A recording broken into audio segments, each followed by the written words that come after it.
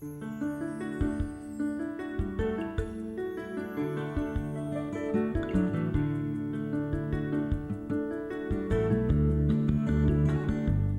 and welcome to another edition of It's About Money. I'm Nanette Nokan and thank you for joining us.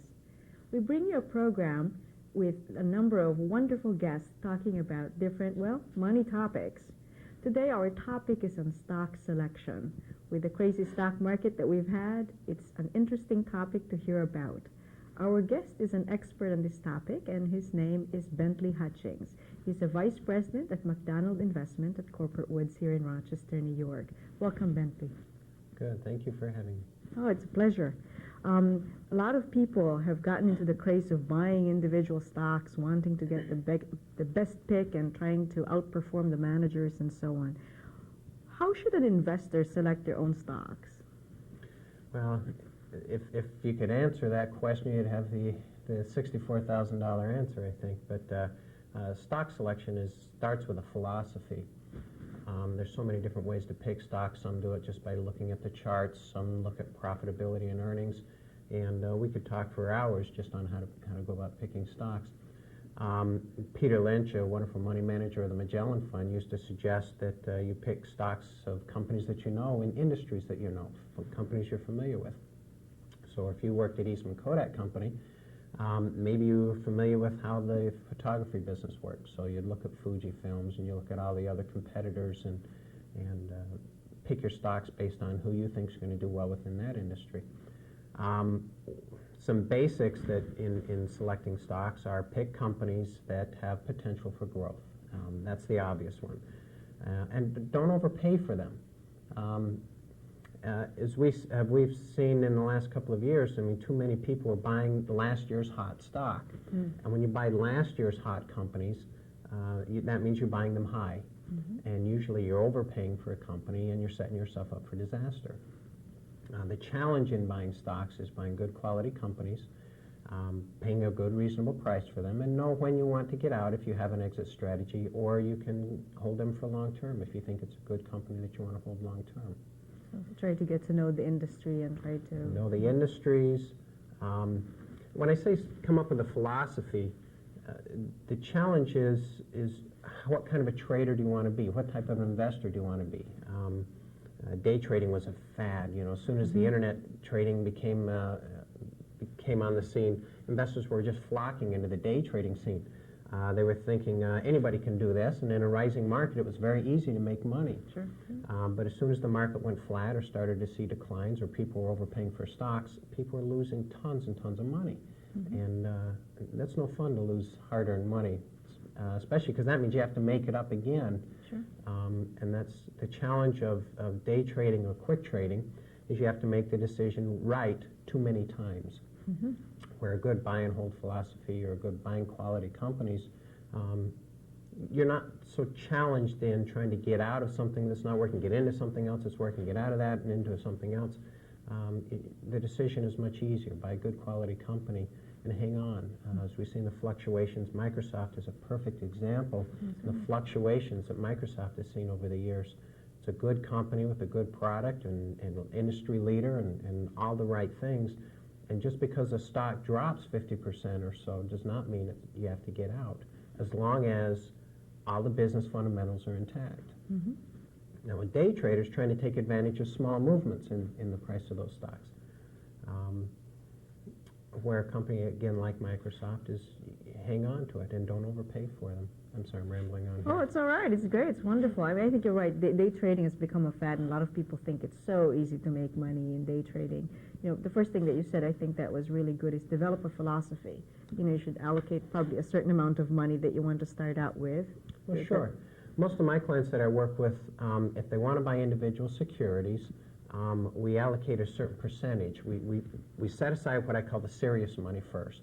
And the serious money we diversify to different industries, different sectors, and then we have a section, a small percent, 5%, maybe 10% at the most, in what I call our aggressive money, or some people call it their play money, but whenever it's money, I don't consider it play. Yeah.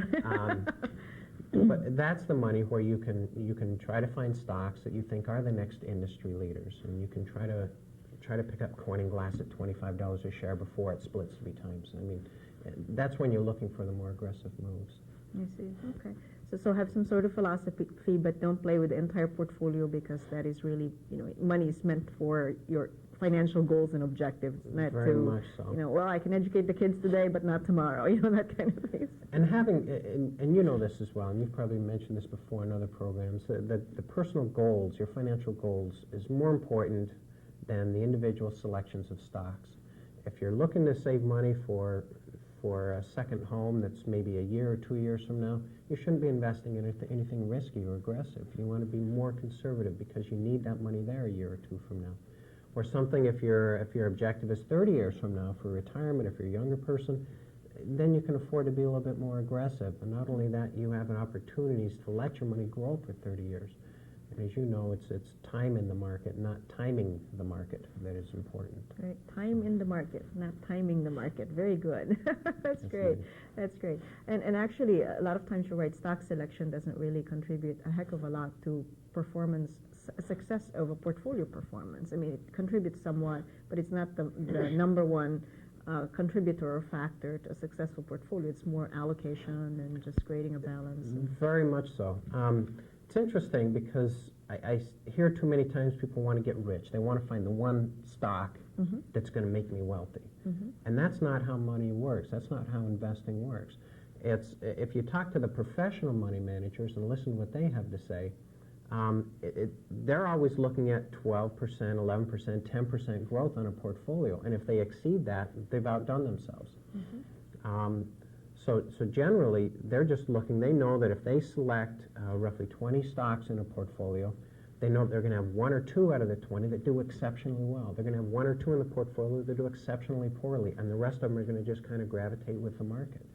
And on average, most money managers, their attempt is to try to just outpace the market generally and not try to hit home runs. Sure, which is the reverse, a different philosophy altogether with someone who's trying to play the market on their own, buying individual stocks or even doing day trading, actually. And I don't know why it is that most of us who've had a job, either as an engineer or a physician or whatever our job is, we all of a sudden decide we can get in the stock market and we can do better than people that put in 80 hours a week doing this stuff.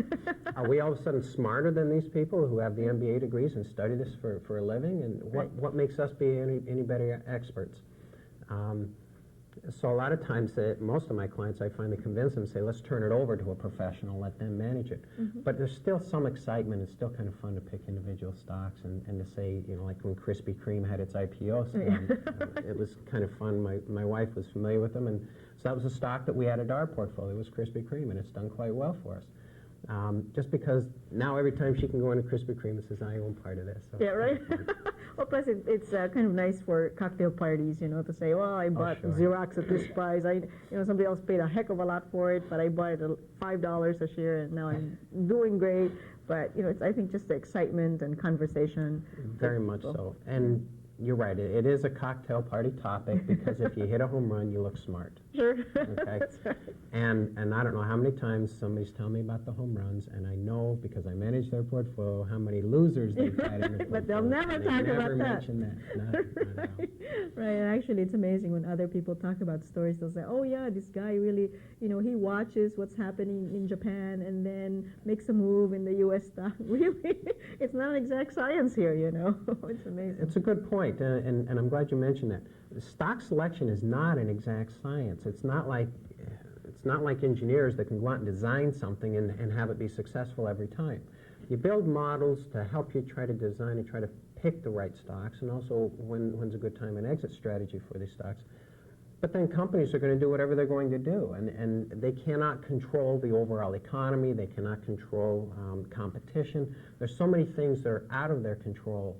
And because of that, that's what moves the price of a stock. It's interesting, a study showed that 65% of the move in a company's stock is based on overall market conditions and has nothing to do with the company's profitability. So most of the move has to do with investor sentiment, with the emotions that's going on in the market, and has nothing to do with the profitability. I find that very interesting because then we can start to actually trend where the markets are going and determine, if the stock is low right now, we know it's because our company is doing okay, or a company is doing okay, but that has no relationship to why the stock is low. Sure. I get the call all the time. Look, our company's earnings report came out, so-and-so company, maybe it's even Kodak. I mean, this happened not too long ago. The earnings went up and the stock went down 5 points. How come a company can make more money than they did last year and the stock go down? Sure. Well, it's because it was in a declining market. It's because everybody's expectations were higher than what Kodak was able to hit. And that happens with every company. Sure. And that makes it that much trickier to invest in stocks. Sure, that's for sure. Actually, a good example is Paychecks in town. Fall of 2000, everything was going well with the rest of the market falling, and then great earnings outperformed future past performance, and Sure. Went down about 25%. It plummeted, and it's interesting because, like you said, expectations were so high. And when they come in and said, we did a great job, everybody said, we expect you to do more. And the stock plummeted, and it dropped 25 points in a very short period of time. It was very interesting. No, that's amazing, because when I sometimes last fall I met with some people who said, well, everything in the portfolio is down. How come? And Paycheck's doing so great. I said, okay, let's sell Paychecks because it's done so well. That's right, that's right. I'm like, oh no, we're not selling that stock. Why should we sell? It's doing so great. But people forget that the right time to sell is when it's high and the right time to buy when it's low. But people refuse to sell when it's high because it feels like it's going to go up forever. That's right. I don't know if you're familiar with the odd lot index. The odd lot index is quoted in the Investor Business Daily. And what it shows is how many small transactions there are. And it shows shares of less than 100 shares traded in a particular company. And they follow this. And this index tells whether there's a lot of odd lot buying or odd lot selling. And it tends to be contrarian because they know that Joe Q. Public, who's buying their stocks, tends to buy at the wrong time. Because they know as soon as the stock starts to peak, that's when he wants to buy it because it's gone up so much. Right. And so this odd lot index is a contrarian index. So if the index is buying, it's a good time to sell. If the index is selling, it's a good time to buy. And it's because most small investors who are now trading on the internet, because they think they're smarter than everybody else, and some do an excellent job, but they tend to do it at the wrong time. Sure. They want to use yesterday's news, right, and look forward. Sort of like when you're playing hockey, they go where the puck is, not where it's going to go. So that's right. Good example. Good example.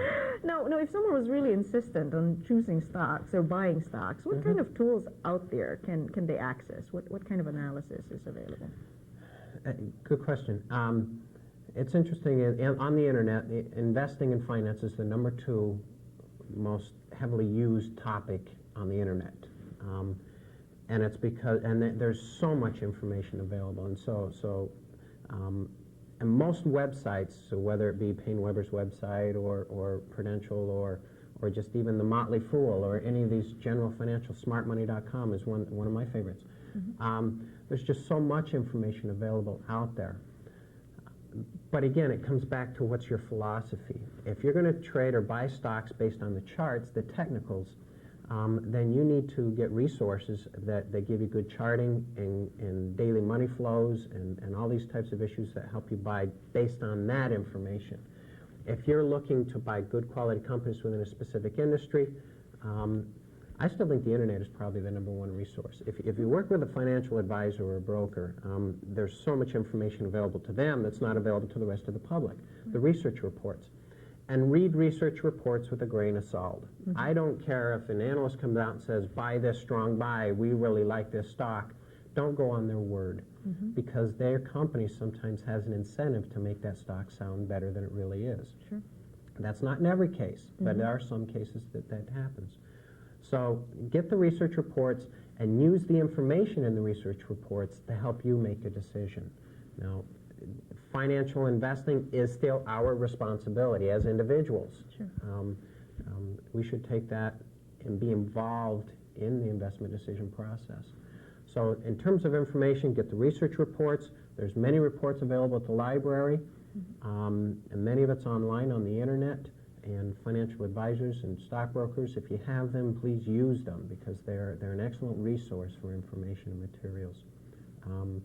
Also, Value Line, which used to be very popular and very one of the main resources, has kind of fallen by the wayside, but there's still a lot of good information in Value Line, mostly because they give you the competitors and what the competitors are doing also. When you buy a quality stock, and this goes back to your first question you asked, you want to buy somebody that's a leader in the industry. And then you need to figure out first what industries you want to be in, secondly, who are the leaders, and then buy stocks within those industries based on the research that you come up with. And then in your own mind, you need to have a good feel of where the company is going. Do you see earnings increasing year over year? If the stock is down now, why is it down? As we have all seen Xerox over the years, I mean, from '99 until the end of 2000, the stock plummeted from $55, $60 a share down to $4 a share. And I would get phone calls at $30 a share, clients saying, what do you think? Is it a good buy now? And at $20 a share, what do you think? Is it a good buy now? And at $10 a share, is it a good buy now? And every time there was no impetus. There was nothing to consider that to be a good company. The company had continued to have been losing money all along. And the forecast was to continue to lose money. So just because the stock price is low doesn't mean that the company is doing well. Sure. Or can turn around, I'm sorry. It's not like a commodity that was selling for $10 before, and then maybe it's $5 and it won't. It's really cheap to buy it at that time. It's kind of like buying tuna, right? Or 3 cans for $1 versus 65 cents. And we've heard on the news that Sunbeam claiming bankruptcy, and the stock is plummeted from $10 a share to 50 cents. I mean. And for I don't know how long it had been in the $10 to $15 a share range, but the first bankruptcy action, they tried to reorganize their debt. In the second bankruptcy action, the judge finally said, okay, we're going to eliminate the debt, but you have to do this. And finally, this is the third bankruptcy action. They said the company's going worthless. They're selling the assets, and the shareholders aren't going to get anything. Right. So companies can go bankrupt. Sure, it's not certainly possible, even though the brand name is strong, like Sunbeam. I mean, that's not impossible to lose the money. That's correct. And that's why I think people should really think about not banking all their money in 1 or 2 different stocks, that diversification is so important. I've met some people who are rather conservative, as they call themselves, but looking at the portfolio when they first come to see me, I find that there are 3 or 4 stocks that comprise 50% of the portfolio. Sure. Ooh, this is not exactly conservative. A lot of volatility there, and it's just a matter of diversifying, so you don't put all your eggs in one basket and prevent you from meeting your goals and objectives because the money is not where you want it to be. And sometimes you end up with those large positions just because you weren't paying attention. True, a good point. Yeah. I don't know how many times older clients have come in. When I say older clients, they're well into their 80s, and they have huge positions in AT&T and then all the baby bells as well. It's because they bought AT&T back in 1950, 1960, and they just never did anything with it. I mean, now the portfolio's well over $1 million because they've held on to it for so long. But every time AT&T fluctuates, I mean, their account loses $100,000. I mean, that would make me nervous, knowing every time AT&T moved, I'm going to lose $100,000 in my account. Right. And those are hard changes to make, to get rid of a stock that you fell in love with, so to speak. In the business, we have a rule of thumb that says don't fall in love with anything, with any stock. Paychex is a perfect example. I mean, I don't know how many people have made and created a lot of wealth by owning Paychex stock, and they will not let go of it. I mean, there makes a point when it becomes such a large position, like you're saying, that you need to scale back. You need to take some of the profits off of the table and move on to something else. There are a lot of good companies like Paychex out there. Sure, and sometimes people don't see the wisdom of doing that until they see the stock have value, and they, okay, finally you're right. Oh, it's too bad we didn't diversify sooner and made the money. But it is sometimes very difficult to see the insight in, in diversification. In the late 80s, early 1990s, I forget the exact year, IBM dropped from $150 a share to $50 a share. Had a very good friend of mine who worked at IBM, was trying to retire.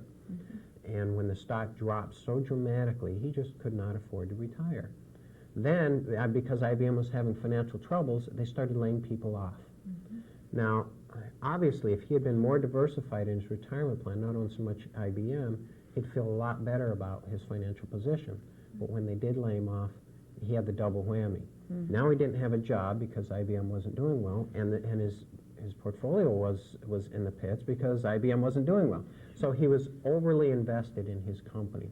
So a big warning is not to own too much stock in a company that you work for. Sure, absolutely, because you've got two risk exposures there, your Very income much so. stream and then your portfolio, which is your future. That's very true. So we talked briefly about the buy and hold strategy, but it's really a philosophy. That's one of the philosophies that one can decide to become part of their portfolio, holdings. If they decide buy and hold, then they use that, or if they just decide, say, a 10% target in terms of growth and sell. So it's really not so much you should buy and hold, it's really deciding what your philosophy is. Is that correct? Very good point. For example, there's a strategy out there that says I'm going to put margins or put sides on my stock. So if I bought it at $50 a share, if it grows by 50% to $75, I'm going to sell it, or at least review it at that point. Sure. But by the same token, if it drops by 7% or 10%, some different margins I've heard, if it drops from 50 to 45, I'm going to sell it. So that if it does continue to decline, I'm out of the stock. And if it hits 75, I know I've made my money and I'm going to get out. Now that's kind of a short-term, not really a long-term strategy on owning companies. That's not really a buy and hold, but it is a strategy that could be implemented. That's a philosophy that says I'm going to turn over my portfolio a little bit more, look for 25% growth, get out of that, find something else, and do the same thing. Another buy and hold strategy, obviously, is just say I'm going to look in technology sector, for example. Who's the leader in computer manufacturing? And I'm going to say, okay, I'm going to own Dell Computer, and just buy Dell Computer and hang on to it, and hang on to it until there's some news that says this is not a company you want to own anymore, regardless of stock price. And that strategy, you tend to hold stocks much longer, but by the same token, you end up riding the ups and downs of the stock. You can lose 50% or 75% in value, and you're going to watch it ride down, or you Could double the next it year. could double, triple, quadruple. Right. Sure. The amazing thing about stocks is it's not like you would have a consistent return of 6, 8, 10%. It's more like in 1 week you can make 6%, the next week you could lose 10%. So it just has more volatility. And minute by minute. Yeah, that's true. A stock can move Second $1 Right. within a minute. Sure. I mean, that could end up being a 10% move on a stock. Sure, So that's right. minute by Absolutely, minute. absolutely. Do you find a lot of clients trying to do after-hours trading, or not really finding it to be popular? That it's not become real popular. I mean, the resources are still quite limited. After-hours trading, the idea makes some sense, but the challenge is to get enough investors involved so that you get good prices for stocks. Sure. Understand that stock prices is a negotiation between a buyer and a seller and some market maker in between. But in an after-hours trading, a lot of times what you get is very few people trying to make transactions, and if it's overly weighted towards buyers and sellers, the stock can move rather dramatically in price and not be what we call an efficient market, or not get efficient prices. Sure. So after-hours trading, until the volume really picks up, there's a lot of caution in after-hours trading, in the instant trading, as they call it. One thing that they're trying to do is provide a market for the Europeans, and so we're going to see probably, I would expect to see markets opening earlier, especially the NASDAQ markets. Some of those things open earlier, so the Europeans can take advantage of the U.S. market. Sure, sure. More work for us. There is no Longer rest. hours, sure. Now, do you ever make a stock sale or a sale based on income taxes? I mean, do you try to? Tax planning is always an issue, and transactions you need to be very conscious of the tax impact whenever you're trading stocks, but don't let the tax tail waggle the dog. Okay, in other words. If your stock has moved up, you want to get out of it because you think it's kind of peaked, but you're worried of how much tax you're going to have to pay. Don't worry about the tax. If you want to be out of the stock, get out of the stock and worry about the tax planning later. Now, what's very popular, obviously, is at the end of the year to do some tax strategies where you can look at your gains and losses throughout the year. You look at positions that maybe are down, and you can sell a stock and we're assuming, obviously, these are taxable accounts, not IRA accounts, not retirement plans of any type, just regular retail taxable accounts. But if you sell a stock that's down, you can take a tax loss on that and start to offset some of the profits in your other trades. You are limited in how much tax loss beyond your profits that you take. You're limited to $3,000 of loss per year beyond your profits. If you bought Xerox at 50 and it's now 5 and you want to take that tax loss, take the tax loss now, and if you want to own Xerox still, hoping it'll go back up, then you have to wait 30 days to buy that back. Or at least buy it 30 days before you sell it, which is what I tend to do. So I'll buy another position in Xerox, and then I'll wait 30 days and then sell my high-price stock. You can specify which stock you're buying or which stock you're selling, selling as you get rid of it. That way you can take some of those deductions off your taxes. Obviously, with tax laws now, with the long-term capital gains rates continuing to come down, there are advantages to holding it longer and longer. We now have the 5-year gain rule, which says if you own a stock for 5 years, you're going to pay minimal taxes on that. The advantage of that is that now we're really not looking to make transactions just based on taxes. Right, that's right. Yeah, I think it's a better strategy to, like you said, don't let the tail wag the dog, Just make sure that you're doing tax planning because it's appropriate for the portfolio, right? Sure. And just deciding to sell. And you're right, it's very key to know that you cannot take the write-off if you repurchase the stock within 30 days of selling. So it's important to try to buy it ahead of time and sell it 30 days after if you're trying to offset other positions that you might have. Just a suggestion, keep your confirmation records, keep good records, because when you're doing your taxes, you're going to need all that information to be able to take those gains and losses. Right. You just can't just do it by guessing. No. Have to have the proof. So it's been great. Any other suggestions you might have for our viewers who might be looking at buying individual stocks? Review your accounts. Don't get emotional when it comes to holding stocks. But like I say, review accounts frequently and don't be afraid to get rid of the ones that aren't working. Yeah, remove the emotional side of it. Sure. Even sometimes with inherited stocks, sometimes like hard to let go of that inherited stock from mom and dad or grandma or grandpa. Very difficult. A client of mine inherited 1,000 shares of Eli Lilly. We decided she'll keep 100 and everything else we're going to scale back into other things. You don't want to be too overweighted in any one company. That's right, that's right. Well, great. This has been very informative. I really appreciate your time. Well, thank you for having me. Our guest today is Bentley Hutchings, who's a vice president at McDonald Investment at Corporate Woods here in Rochester, New York. As a reminder to our viewers, please make sure that you don't make decisions based on our program, but use it as educational material. Consult with your financial advisor, your tax preparer, and perhaps your attorneys to make those decisions. Always important to do comprehensive financial planning. If you have any questions or concerns, please email me at nnocon@aol.com. That's nnocon@aol.com. Until next time, thank you for joining us. I'm Nanette Nocon.